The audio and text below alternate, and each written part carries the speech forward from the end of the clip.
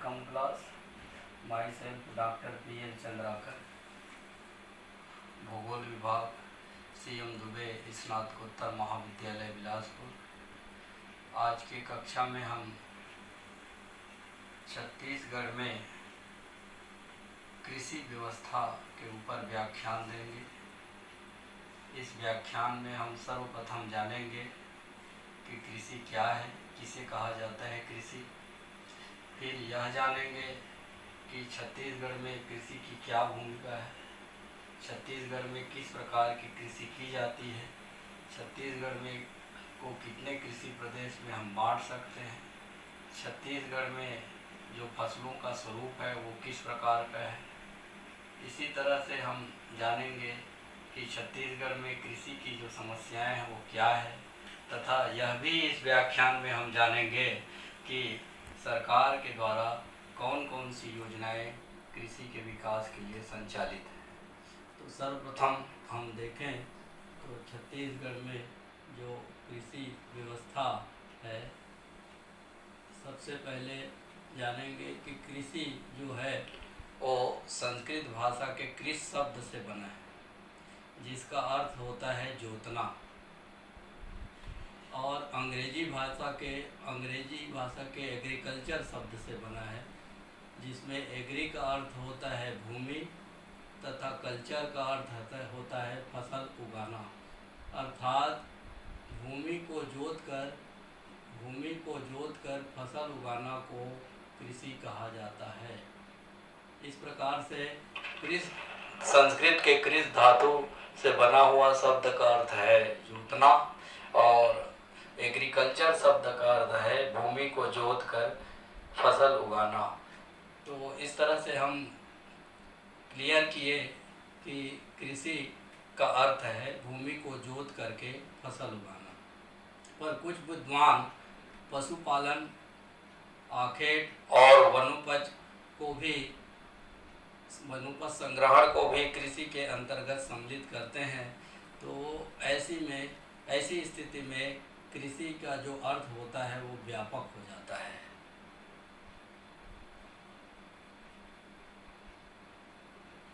अब हम जानेंगे कि हमारा जो प्रदेश है वो एक कृषि प्रधान प्रदेश है। यहाँ की जो कृषि व्यवस्था है वो अर्थव्यवस्था का रीढ़ की हड्डी है, मेरुदंड है, और यहाँ की जितनी भी कृषि भूमि है उसके 80% से अधिक भाग में धान का फसल उगाया जाता है। इसीलिए छत्तीसगढ़ को धान का कटोरा कहा जाता है, राइस बोल के नाम से पुकारा जाता है छत्तीसगढ़ को। अब हम दूसरा कृषि को समझने के लिए सबसे पहले हमें जानना होगा कि यहाँ का लैंड यूज सिस्टम कैसा है। तो लैंड यूज को इस डायग्राम के माध्यम से हम देखें तो यहाँ पर 46.06% जो भूमि है वो वन के अंतर्गत आता है, और 33.72% जो भूमि है वो नीरा बोया गया क्षेत्रफल के अंतर्गत आता है, नीरा बोया गया क्षेत्रफल के अंतर्गत जिसमें कृषि की जाती है। फिर 7.44% जो भूमि है वो कृषि के लिए अनुपलब्ध है, और 9.08% जो भूमि है अन्य अकृषि भूमि में आता है, जिसमें पानी के नीचे और छोटे झाड़ के जंगल है, और 3.94% जो भूमि है वो कृषि योग्य पड़त भूमि के अंतर्गत आता है। इस तरह से हम दोनों को मिला दें तो लगभग 37% जो भूमि है यहाँ की नीरा बोया गया कृषि योग्य भूमि के अंतर्गत आता है। बाकी जो भूमि है जंगल है, छोटे झाड़ के जंगल है, हवाई अड्डा है, सड़कें हैं, पानी के नीचे की भूमि है। अब हम देखें तो साल भर में छत्तीसगढ़ में 2 प्रकार की फसलें उगाई जाती है, पहला खरीफ फसल और दूसरा रबी फसल।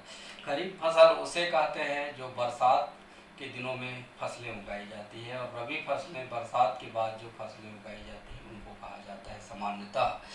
हम इस इस स्लाइड के माध्यम से देखें तो छत्तीसगढ़ में जो 80.4% कृषि है वो खरीफ काल में की जाती है और 19.63% रबी फसलें उगाई जाती हैं। इस प्रकार से इस डायग्राम के माध्यम से हमें ये ज्ञात हो रहा है कि छत्तीसगढ़ में ज़्यादातर खरीफ फसलें उगाई जाती है और खरीफ फसल के अंतर्गत जैसे धान प्रमुख है, मक्का है, ज्वार है, ये सब खरीफ फसलें आती हैं, प्रमुख खरीफ फसलें हैं। और रबी फसल के अंतर्गत चना, तिवरा, तिल, सरसों, गेहूं इत्यादि रबी फसलें कहलाती है। इसी तरह से हम देखें छत्तीसगढ़ को दूसरे डायग्राम में, तो छत्तीसगढ़ में जितने भी प्रकार की फसलें साल भर में खरीफ और रबी के रूप में जो उगाई जाती है उनमें 93.68% खाद्यान्न फसलें उगाई जाती है और मात्र 6.32% जो फसलें हैं वो वाणिज्यिक या कैश क्रॉप या नगद कृषि की जाती है यहाँ पर। इसका मतलब ये हुआ कि यहाँ पर जीविकोपार्जन के लिए खेती की जाती है और खेती जो है वो पिछड़ी हुई है, क्योंकि जिन क्षेत्रों में नगद फसलें या कैश क्रॉप का अधिक उत्पादन किया जाता है उस क्षेत्र को विकसित क्षेत्र कहा जाता है। इस प्रकार हमें पता चला इस स्लाइड के माध्यम से कि छत्तीसगढ़ में खरीफ फसलें अधिक होती है और इसके अलावा खाद्यान्न फसलें अधिक उगाई जाती है। अब हम देखेंगे कि खरीफ फसलों में सबसे अधिक 81.21% भूमि में धान की फसल उगाई जाती है और जिसको जिलेवार सारणी और मानचित्र के रूप में आगे प्रदर्शित किया जाएगा। इसके अलावा ग्रीष्म काल में भी यहाँ पर बड़े क्षेत्रफल में धान का फसल उगाया जाता है। इस तरह से हम छत्तीसगढ़ को देखें तो यहाँ पर 81% से अधिक कृषि भूमि में धान का फसल उगाया जाता है और यदि कृषि प्रदेश के हिसाब से अगर हम विचार करें तो यहाँ जो प्रदेश है वो मोनोक्रॉप एग्रीकल्चर रीजियन के अंतर्गत आता है। सिंगल क्रॉप एक फसली कृषि प्रदेश के अंतर्गत हम छत्तीसगढ़ को रख सकते हैं। एक फसली का मतलब धान का सबसे अधिक उत्पादन होता है, इसलिए धान कृषि प्रदेश के अंतर्गत हमारा छत्तीसगढ़ आता है। अब हम धान का जिलेवार वितरण देखें तो धान का इस सारणी के माध्यम से दिखाया गया है कि सबसे अधिक धान कहाँ होता है, मध्यम धान फसल कहाँ उत्पादन किया जाता है तथा निम्न धान उत्पादक जिले कौन कौन से हैं। उच्च धान उत्पादक जिले का अर्थ है 90% से अधिक कृषि भूमि में धान का फसल उगाया जाता है। इसमें रायपुर, बलौदा, बाजार, महासमुंद, धमतरी, बालोद, बीजापुर, बिलासपुर और जांजगीर चांपा जिले आते हैं, जहाँ पर 90% से अधिक कृषि भूमि में धान फसल का उत्पादन किया जाता है। फिर दूसरा 70 से 90% जो धान फसल उगाया जाता है वो जिले हैं कोरबा, रायगढ़, कांकेर, जसपुर, सरगुजा, मुंगेली, सुकमा, नारायणपुर, कोंडागांव, बस्तर, राजनांदगांव और दुर्ग और गरियाबंद। फिर तीसरा जो कैटेगरी है जहाँ पर धान की फसलें अपेक्षाकृत उन जिलों से कम क्षेत्रफल में उगाई जाती है, उसमें है बेमेतरा, कबीरधाम, बलरामपुर, सूरजपुर और कोरिया जिले हैं। इन जिलों में धान के अलावा दूसरे फसल जैसे गन्ना है, चना है, गेहूं है, इसका उत्पादन भी किया जाता है। इसलिए इन जिलों में धान के अंतर्गत क्षेत्रफल कम है। बाकी शेष जिलों में जो दोमट मिट्टी है, लाल पीली मिट्टी, उसमें धान का ही अधिक उत्पादन होता है। इसलिए धान का उत्पादन उच्च उत्पादन करने वाले जिले और मध्यम उत्पादन करने वाले जिलों में किया जाता है। प्रदेश के जिला स्तर पर हम देखें तो धमतरी जिला सबसे अधिक धान उगाता है। 98.74% क्षेत्रफल में यहाँ धान उगाया जाता है। और कबीरधाम जो ज़िला है वहाँ सबसे कम धान उगाया जाता है, 51.60%। तो ये इसका कारण है कि यहाँ मिट्टी और जलवायु दोनों चीज़ें कृषि के क्रॉप पैटर्न को प्रभावित करता है। कबीरधाम ज़िला है वो वहाँ वर्षा कम होती है, लगभग 130 सेंटीमीटर वार्षिक वर्षा होती है। और वहाँ की जो मिट्टी है वो काली है, उसमें गन्ना और रबी फसलों का उत्पादन अधिक पैमाने पर होता है। इसलिए कबीरधाम ज़िले में धान का उत्पादन कम किया जाता है, तुलना में रबी फसलों का उत्पादन जैसे गन्ना है, चना है, अरहर है, इसका उत्पादन अधिक किया जाता है। धान के पश्चात यदि खरीफ फसलों का वितरण हम देखें तो छत्तीसगढ़ में कोदो कुटकी का लगभग 2.5% क्षेत्रफल में उत्पादन किया जाता है और बस्तर क्षेत्र में कोदो कुटकी का उत्पादन अधिक किया जाता है। इसके पश्चात लगभग 2% क्षेत्रफल में मक्का फसल का उत्पादन, जो पहाड़ी इलाका है छत्तीसगढ़ के जनजातीय बेल्ट बस्तर और सरगुजा क्षेत्र, जसपुर क्षेत्र, यहाँ किया जाता है। तो इस तरह से प्रथम जो खरीफ फसल है वो धान है, दूसरा फसल है यहाँ का कोदो कुटकी और तीसरा फसल है मक्का। हम इसको मानचित्र में देखना चाहें तो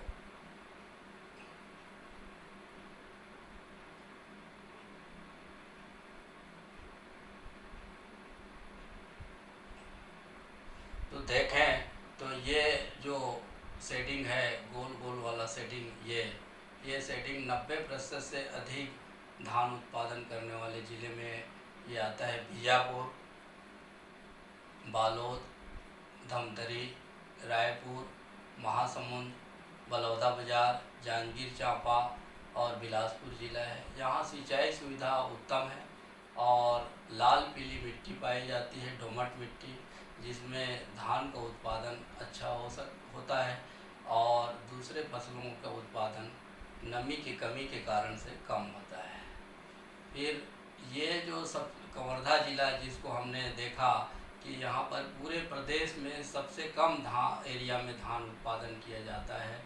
यहाँ पर वर्षा कम होती है और काली मिट्टी है, जिसमें गन्ना और धान और गन्ना और चना का उत्पादन अधिक होता है, इसलिए यहाँ पर धान का क्षेत्रफल कम पाया जाता है। फिर अब हम देखें छत्तीसगढ़ में तो दूसरा जो फसल है वो रबी फसल है और रबी फसल में हम 2 प्रकार के फसलें उगाते हैं छत्तीसगढ़ में। एक तो दलहन फसलें उगाते हैं और दूसरा तिलहन फसलें उगाते हैं। हमारे प्रदेश में लगभग 15.42% क्षेत्रफल में दलहन फसलें उगाई जाती है, जिसमें तिवरा प्रमुख है और तिवरा धान के कटाई के बाद उतेरा के रूप में बोया जाता है। उतेरा मतलब ये है कि छिड़क दिया जाता है धान के खेत में, और ये तिवरा जो है 6.16% क्षेत्रफल में उगाया जाता है।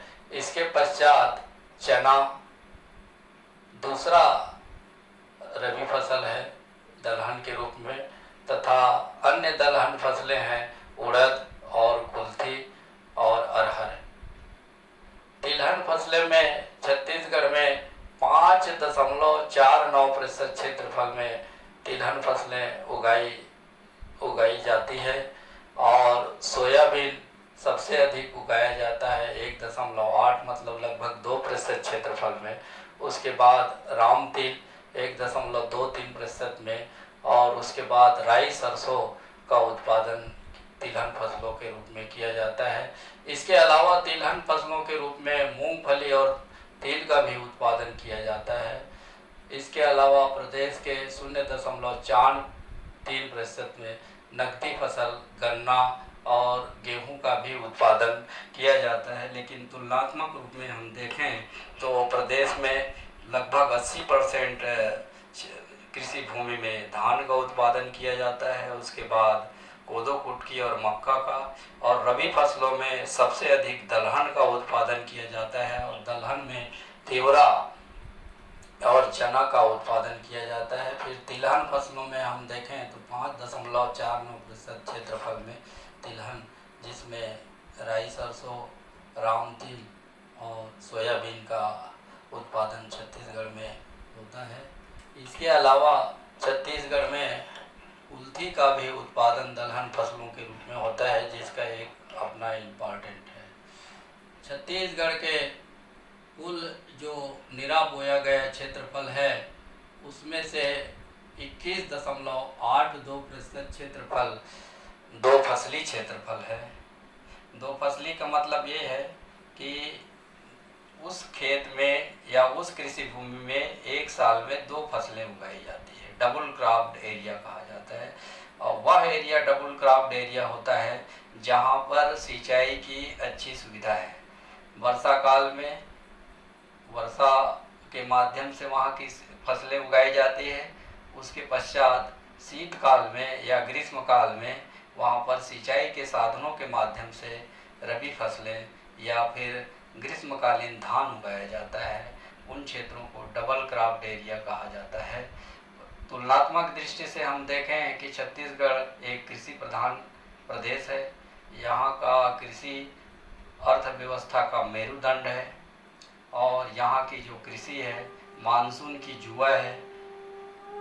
तो तुलना करें कि चूँकि यहाँ की कृषि अर्थव्यवस्था का मेरुदंड है, उस तुलना में यहाँ दो फसली क्षेत्रफल डबल क्रॉप एरिया काफ़ी कम है। इसको विकसित करने की आवश्यकता है। यदि इस डबल क्रॉप एरिया को हम विकसित करेंगे तो हमारे प्रदेश की जो कृषकों की आर्थिक व्यवस्था है, प्रदेश की आर्थिक व्यवस्था है, वो सुधरेगी।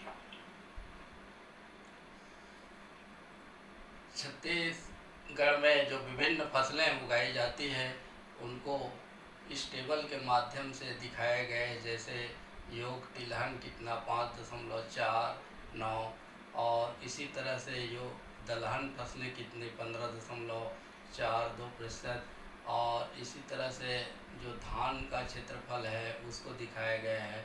और खरीफ फसलें कितने 80.4% में, रबी फसलें 19.63% में और विभिन्न जो फसलें हैं छत्तीसगढ़ में उगाई जाती है उनका प्रतिशत इस तालिका के माध्यम से। गेहूं का उत्पादन सरगुजा जिले में अधिक किया जाता है, 1.90% क्षेत्रफल में किया जाता है। अब हम यहाँ के विभिन्न फसलों का, रबी फसल का और खरीफ फसल का और कृषि व्यवस्था का अध्ययन करने के पश्चात हम पाते हैं, जैसा कि पूर्व लेक्चर में मैंने यहाँ की सिंचाई सुविधाओं का भी व्याख्या किया था और यहाँ के कुल जो कृषि भूमि है जिसको नेट सोन एरिया निरा बोया गया क्षेत्रफल कहा जाता है, उसका मात्र 32% क्षेत्रफल ही सिंचित है। तुलनात्मक दृष्टि से हम देखें तो सिंचाई सुविधा के दृष्टि से हम पिछड़े हुए हैं और इसीलिए हमारी जो कृषि है वो मानसून की जुआ है। कई बार अकाल की चपेट में हमारा कृषि आ जाता है, जिससे हमारी आर्थिक स्थिति, कृषकों की आर्थिक स्थिति बिगड़ जाती है और हम पिछड़े ही रह जाते हैं। इस स्लाइड के माध्यम से हम देखेंगे कि छत्तीसगढ़ एक कृषि प्रधान प्रदेश है और कृषि यहाँ की अर्थव्यवस्था का मेरुदंड है। फिर भी यहाँ पर आज कृषि में कई प्रकार की समस्याएं हैं। सबसे पहली जो समस्या है वो सिंचाई सुविधाओं की कमी है। अगर कृषि भूमि को हम 100% माने तो मात्र 32% भूमि में कृषि सिंचाई की सुविधा है। आज भी लगभग 70% कृषि भूमि कृषकों की असिंचित है, इसलिए अकाल के चपेट में आ जाता है। दूसरा जो बड़ी समस्या है वो जोत आकार बिखरा हुआ है और छोटा है। अब चूँकि जोत आकार बिखरा हुआ है और छोटा है, इस कारण से वहाँ पर जो कृषि यंत्र हैं और सिंचाई सुविधा का उपयोग है वो करने में कठिनाई आती है। ये एक बड़ी समस्या है। तीसरी समस्या है, यहाँ की जो कृषि प्रणाली है वो परंपरागत है। हल बैल से बुआई पद्धति से यहाँ कृषि की जाती है। प्रमाणिक बीजों का, सिंचाई साधनों का, रासायनिक उर्वरों का अब तो प्रचलन रासायनिक उर्वरक और प्रामाणिक बीजों का सरकार की योजनाओं के कारण बढ़ा है। फिर भी यहाँ के जो आदिवासी क्षेत्र है, जो बड़ा हिस्सा रखता है प्रदेश में, वहाँ आज भी पारंपरिक रूप से हल बैल से छिड़क करके खेती की जाती है। ये एक बड़ी समस्या है। और चौथी जो समस्या है जिसको यहाँ पर उल्लेखित नहीं किया है, कृषक अशिक्षित है। यहाँ के 80% जो कृषक है, लगभग हम मान सकते हैं कि यहाँ के पढ़े लिखे नहीं हैं। इस कारण से कृषि में हमारी जो अर्थव्यवस्था है उसमें कुशलता और प्रवीणता नहीं आ पा रही है। फिर अगली जो समस्या है यहाँ पर खलिहान से खेत और खेत से खलिहान तक के वस्तुओं को और उत्पादन को लाने ले जाने की जो समस्या है, हम इसको ऐसे समझ सकते हैं कि किसान को खेत में बीज ले जाना पड़ता है, फिर किसान को हल ले जाना पड़ता है और किसी यंत्रों को ले जाना पड़ता है, सिंचाई पंप को ले जाना पड़ता है।